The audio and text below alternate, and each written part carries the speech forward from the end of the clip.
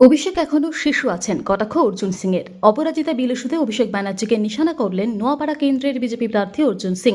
প্রসঙ্গত, রবিবার পানিহাটিতে দলীয় প্রার্থীর সমর্থনে প্রচারে অভিষেক অভয়ার মাকে অনুরোধ করেছেন আগামী 24শে এপ্রিল সভামঞ্চে প্রধানমন্ত্রীকে বলতে যাতে রাষ্ট্রপতি অপরাজিতা বিল পাশ করে দেয়। এ প্রসঙ্গে সোমবার সকালে পুত্র পবন কুমার সিং এর সমর্থনে ভোট প্রচারে বেরিয়ে নোয়াপাড়ার বিজেপি প্রার্থী অর্জুন সিং বলেন, অভিষেক এখনও শিশু আছেন, আগে ওকে বড় হতে দিন। বিজেপি লাশের ওপর রাজনীতি করে বলে অভিযোগ অভিষেকের। এ প্রসঙ্গে অর্জুন সিং বলেন, পঞ্চায়েত নির্বাচনে 100 জন খুন হয়েছেন, 21 সালের পর 70 জন খুন হয়েছে। তাহলে লাশের ওপর কে রাজনীতি করে তা সকলেই জানেন।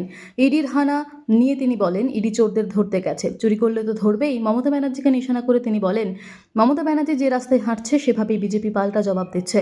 তার দাবি, তৃণমূল শেষের পথে নয়, তৃণমূল শেষ হয়ে গেছে।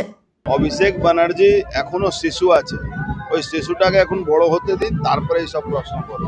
অভিষেক ব্যানার্জি বলেছে বিজেপি লাশের উপর রাজনীতি করে। সেটা তো বাংলা মানুষ দেখেছে। পঞ্চায়েত ভোটে 100 লোক খুন হয়েছিল, আর 2021-এর পরে প্রায় 70 জন খুন করা হয়েছিল। লাশের উপরে কে রাজনীতি করে ভারতবর্ষের মানুষ জানে, পশ্চিমবাংলার মানুষ জানে। ভোট আসলে বলে ইডি সিবিআই জুজু দেখায় বিজেপি। জুজু দেখাওয়ার তো কোনো ব্যাপার নেই। ইডি সিবিআই চোরদেরকে ধরতে গেছে, এর মধ্যে জুজু দেখানো কি ব্যাপার আছে? এখন নিচ্ছে তাহলে পুলিশরা ঠিক তৃণমূলের কাজ করছে, পারমিশন দিচ্ছে না বিজেপিকে মিটিং মিছিল।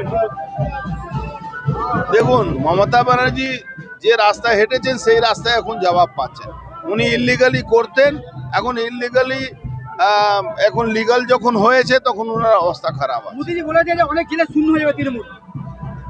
তৃণমূল শূন্য হয়ে গেছে, হয়ে যাবে না, হয়ে গেছে। মোদীজি ঠিকই বলেছে।